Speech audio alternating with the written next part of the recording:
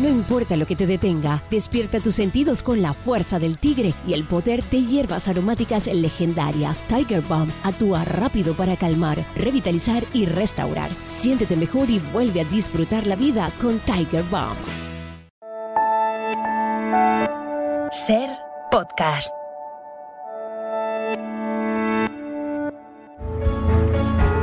A medida que nos acercamos a Burgos, lo primero que nos llama la atención es la imponente imagen de su catedral, que se alza majestuosa sobre la ciudad, a pesar de estar emplazada en la parte baja de la urbe, muy cerca del río Arlanzón. Ahora, al cabo de 15 años de trabajos de restauración y limpieza, se nos muestra en todo su esplendor. Esta catedral de Burgos es la principal seña de identidad de la ciudad. Con ella están identificados los burgaleses y los españoles reconocemos a Burgos por su catedral. Es una de las más importantes de España. No es un logotipo, es muchísimo más. El corazón de la ciudad, el alma de la ciudad, el espíritu de la ciudad. Y bueno, no en vano, es patrimonio de la humanidad.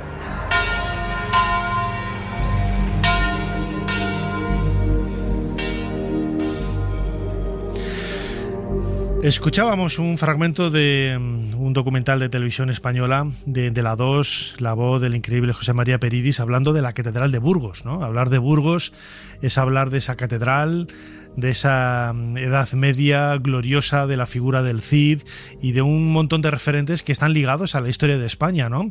Sin embargo, toda esa historia ha estado, que es real, desde luego nadie puede negar la existencia de la Catedral de Burgos, ni la figura del Cid, ni de su importancia, ¿no? en la historia de Castilla y luego de España. Bueno, pues marca un poco muchos elementos que han quedado escondidos, ¿no?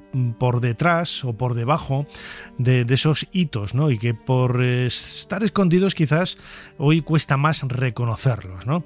Hace unos años estuvimos hablando con nuestro próximo invitado, Eloy López Zamarillo, hablando de ese origen romano de Burgos, ¿no? De la ciudad de Burgos, con mucha polémica, ¿no? que levantó en su momento. Y él acaba de sacar un nuevo libro, Burgus Ignotus, la ciudad escondida, en donde da una nueva vuelta de tuerca y habla de todo ese pasado judío de la ciudad de Burgos, que fue precisamente una de las razones que la hizo pues alcanzar cotas desde el punto de vista de la economía, de la cultura, de la sociedad, que luego quedaron reflejadas y olvidadas también, ¿no? Seguramente, como nos va a explicar nuestro invitado. Eloy López, bienvenido de nuevo a Ser Historia. Muchísimas gracias, Nacho, por tu nueva invitación. Muy agradecido. ¿Dónde nacen tus dudas sobre la historia de Burgos? Bueno, pues a ver, la duda principal, que creo que es la génesis de todo mi trabajo, es el origen, sin duda. Aquí hay un origen planteado, según la tradición histórica, como bien sabes, muy naif, muy en plan una fundación, como hoy podamos entender, pues las nuevas ciudades que se hacen en China o que se están haciendo en Egipto. Tengo entendido, tú que conoces bien ese país, esa nueva capital que están preparando, y pues realmente yo soy plenamente consciente, observando los precedentes que hay en el siglo IX, que esa no es la forma de actuar en la península en el siglo IX. Es muy raro plantear la fundación de una ciudad en ese momento así, tipo Medina Zara, y que no quede ninguna huella, ningún rastro de esa fundación, vamos a decir, de nueva planta en las fuentes. Entonces, a partir de ahí, ¿qué ocurre en Burgos? Que tenemos todo el relato pues distorsionado, porque automáticamente, claro, cuando tú planteas el origen de la ciudad a finales del siglo IX a través de un señor que viene aquí, el conde Diego, crea un castillo, y ahí es donde siempre la historiografía y la tradición ha emplazado el origen de la ciudad, pues todos los elementos urbanos más antiguos, como puede ser la judería más antigua de Burgos, se tratan de situar precisamente en esa zona del castillo. Y a partir de ahí pues se empieza a explicar el desarrollo urbano de la ciudad. Y bueno, y ese es el gran problema de este planteamiento, ¿no? Claro, hay además algunos elementos que luego ayudan, ¿no?, a construir una suerte de mitología, ¿no?, con todas las comillas del mundo, ¿no?, alrededor de la historia de las ciudades. Sucede también un poco con Madrid, ¿no?, con ese Madrid medieval, que desde luego es una ciudad medieval de origen musulmán, pero también había algo antes, ¿no? O sea que han salido restos romanos en algunos lugares cercanos a lo que es el centro de Madrid, y que justifican un poco el hecho de que, bueno, es que cuesta un poco creer, ¿no?, que llegara un momento dado y uno dijera, pues voy a hacer aquí una ciudad, ¿no? O sea, tendría que haber un referente anterior, aunque fuera un villorri, aunque fuera un conjunto de casas muy modesto, claro. Siempre hay algo antes, ¿no? En Burgos Ignotus tú haces especial hincapié precisamente en la importancia de esa ciudad judía, ¿no?, que tanto luego se ha escondido, ¿no? Absolutamente, es así. Fíjate, cuando hablamos de la judería de Burgos, no hablamos de una judería más, en este caso de la Corona de Castilla. Por los documentos históricos que manejamos del siglo XIII, libros de recaudaciones de la Casa Real, sabes que todas las juderías, los espacios eran propiedad directa del rey, pero no solo los espacios, también las personas que los habitaban, ¿no? En este caso los judíos.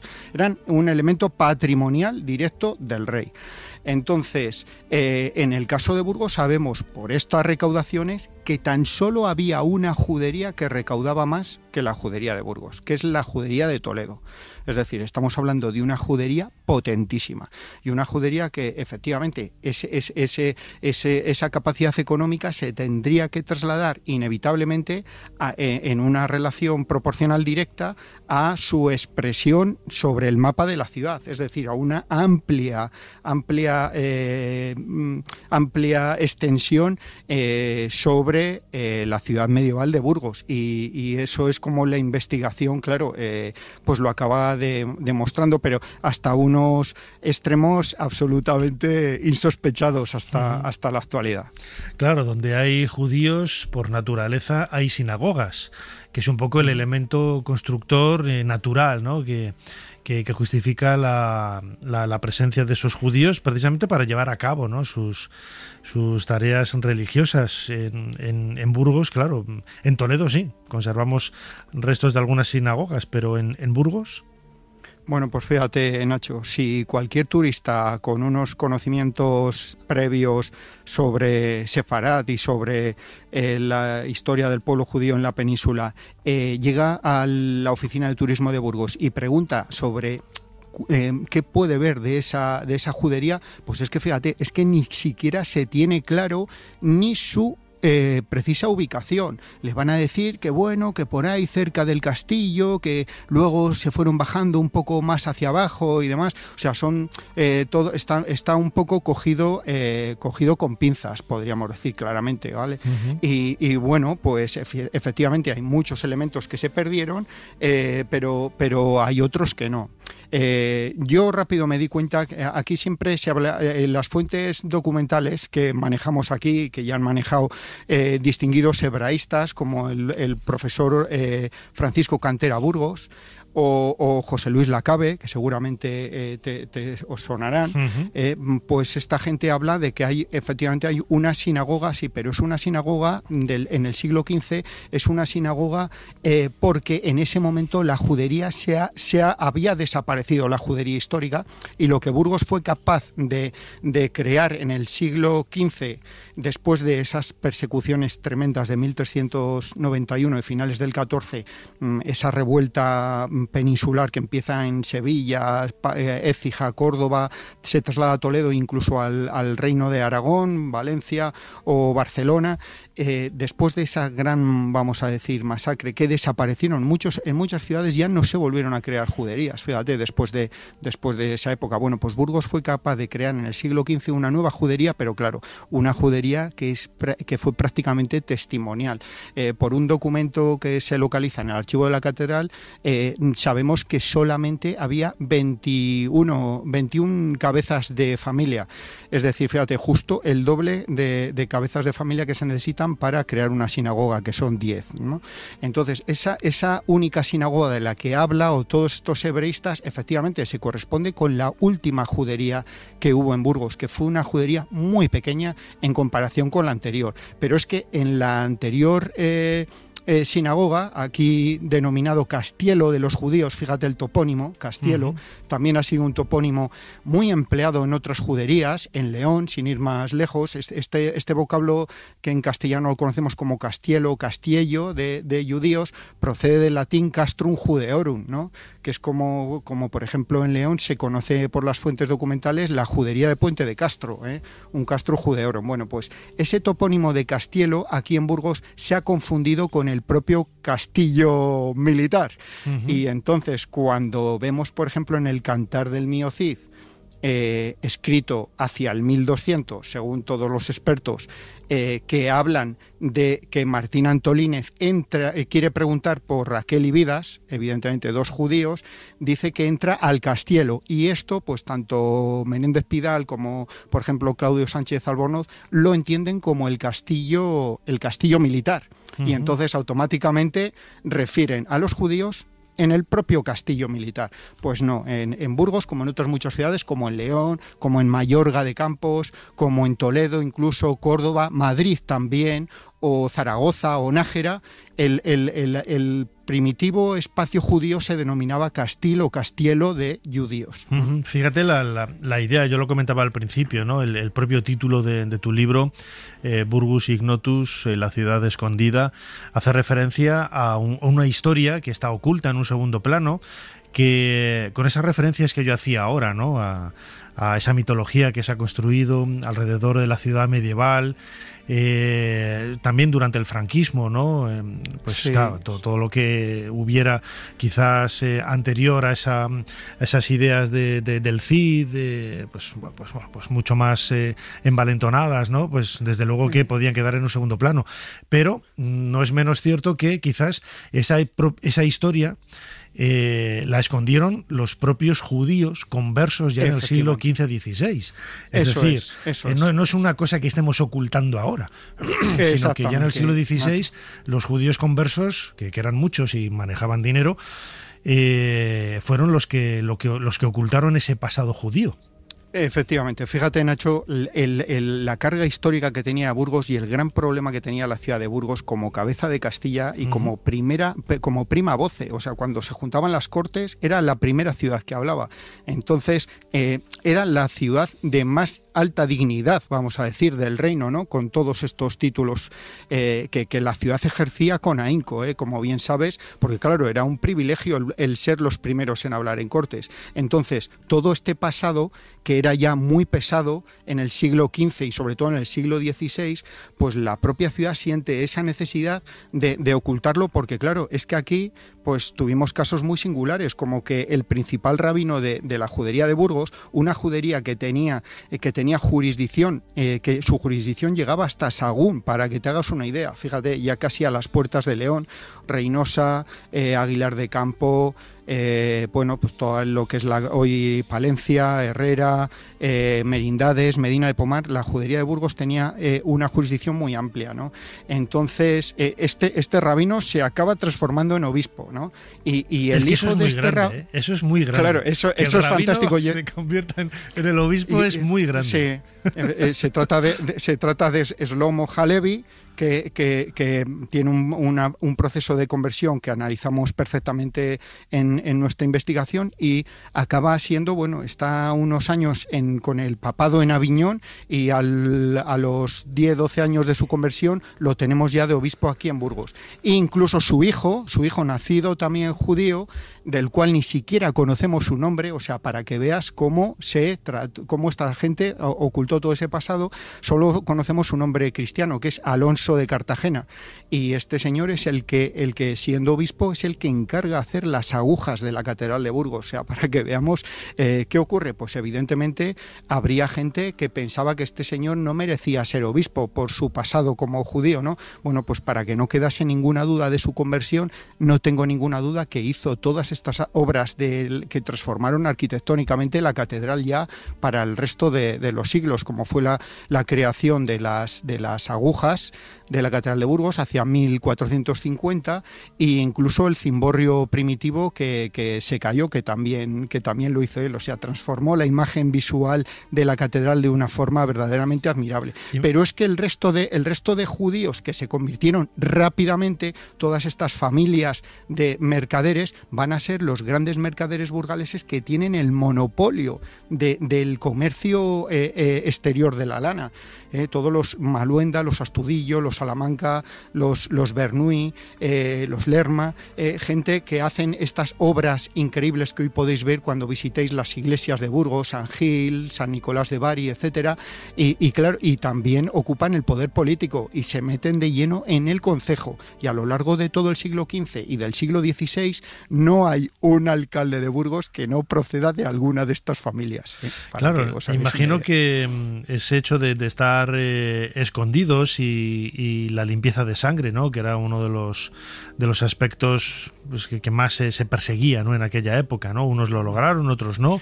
Vemos que aquí en Burgos parece que sí que lo lograron. Sí, hoy es muy difícil de rastrear a través de la documentación, ¿no?, que es la que en definitiva te ayuda a hacer la historia. ¿Qué fuentes has utilizado para llegar a todas estas conclusiones?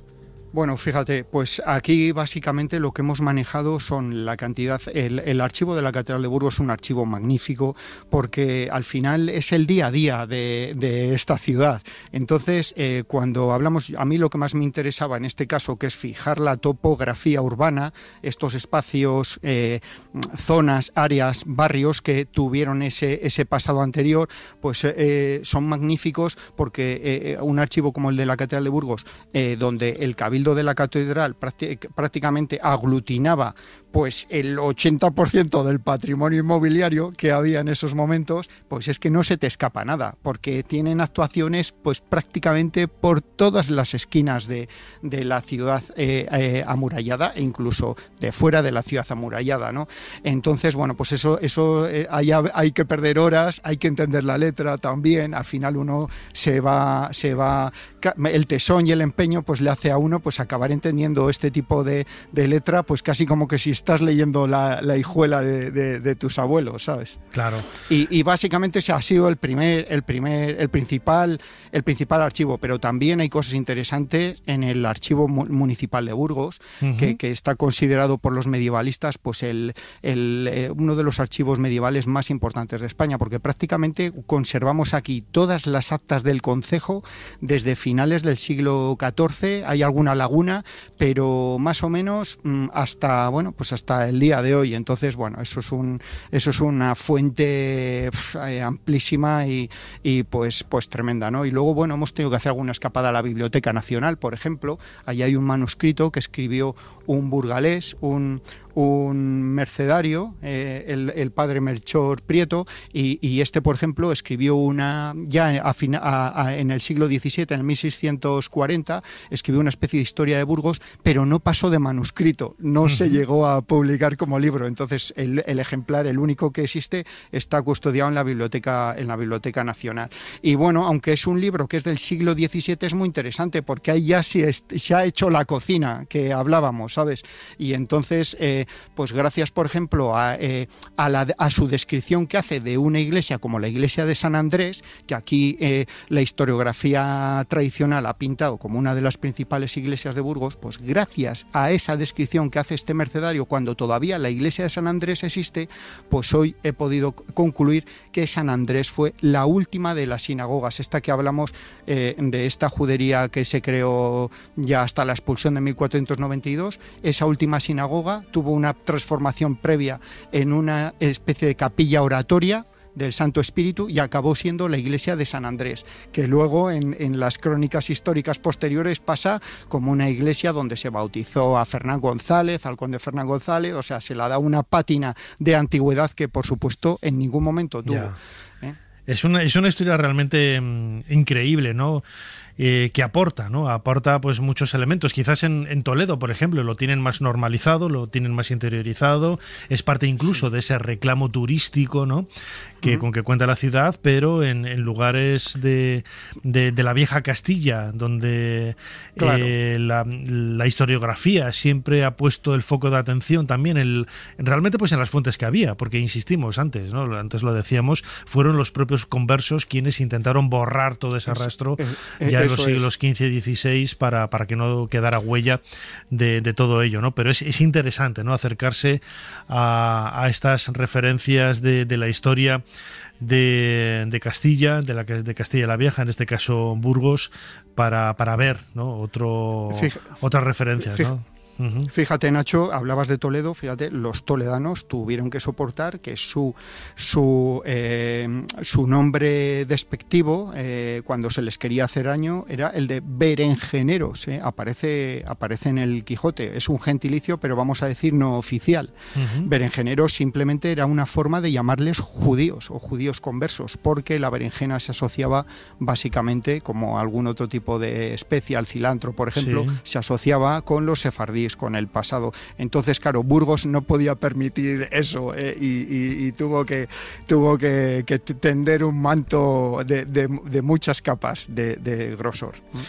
Muy bien, la historia que cambia, ¿no? A medida que van avanzando las investigaciones, aparecen nuevas fuentes, aparecen nuevos textos, nuevas interpretaciones también, y es lo que hace enriquecer, ¿no? Un poco todo ese panorama histórico siglos atrás, en este caso de la ciudad de Burgos. A través de este libro lo hemos hecho, Burgus Ignotus, la ciudad escondida, de nuestro invitado Eloy López Zamanillo. Eloy, como siempre, muchísimas gracias una vez más por habernos ayudado a hacer un poquito más de historia. Muchísimas gracias a ti y a todos tus oyentes, Nacho. Suscríbete a Ser Historia. Todos los episodios y contenidos adicionales en la app de Cadena Ser y en nuestros canales de Apple Podcast, Spotify, iVoox, Google Podcast y YouTube. Escúchanos en directo en la Ser los domingos a la 1:30 de la madrugada. Cadena Ser. La radio.